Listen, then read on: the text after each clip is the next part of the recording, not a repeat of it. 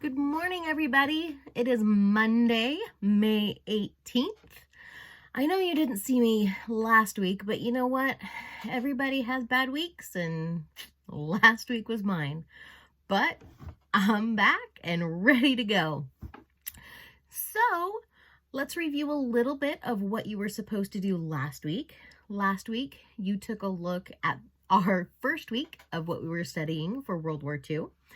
The articles that you were supposed to read covered the backstory of why Japan dropped the bomb on Pearl, or why Japan bombed Pearl Harbor, and the bombing of Pearl Harbor in general, and the Japanese internment camps here in the United States.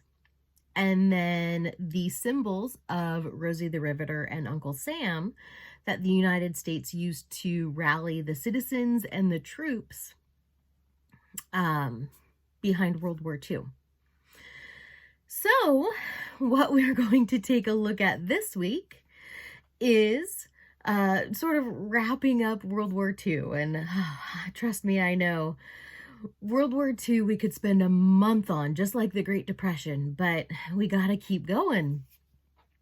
So when you first take a look at Newsella, it's gonna look a little overwhelming because this week there are 7 articles. But wait, before you get overwhelmed, you don't have to read all of them.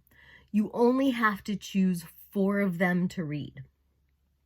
Now, the question that I want you to focus on for this week is, based on those articles, using evidence from them, do you think the United States was justified in dropping the bomb on Japan?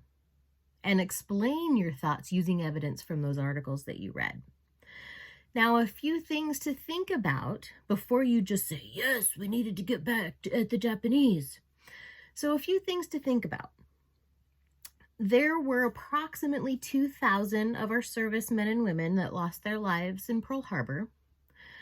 There were hundreds of thousands of people that lost their lives in the dropping of the bombs on Hiroshima and Nagasaki.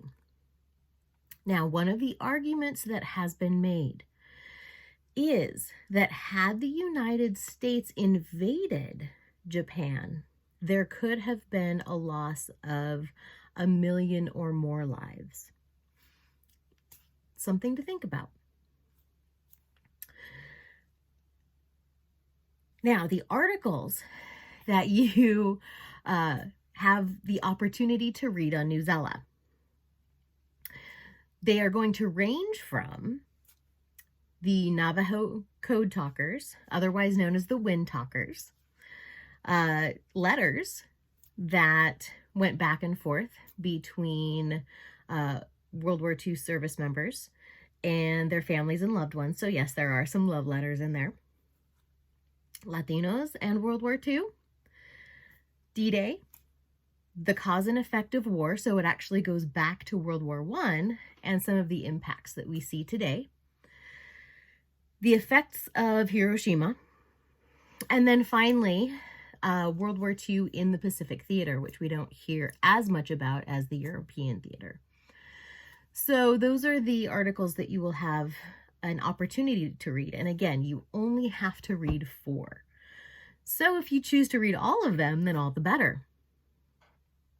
A few reminders before I stop this video. First of all, just a reminder that my office hours are Tuesday from 11 to noon and Wednesday from noon to 1. I would love to see you, love to connect.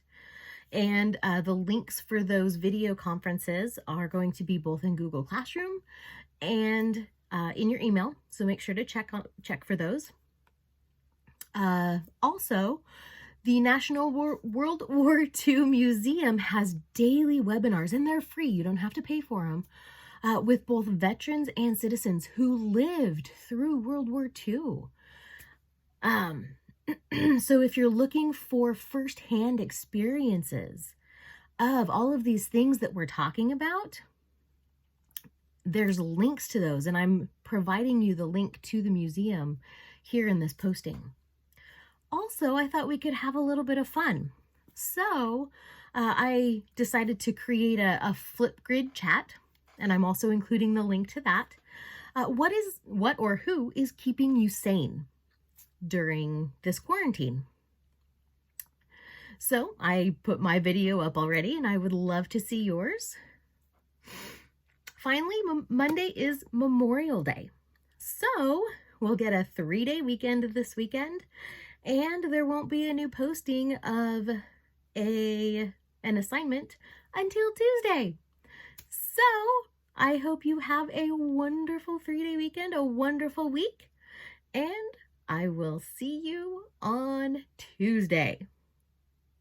Bye.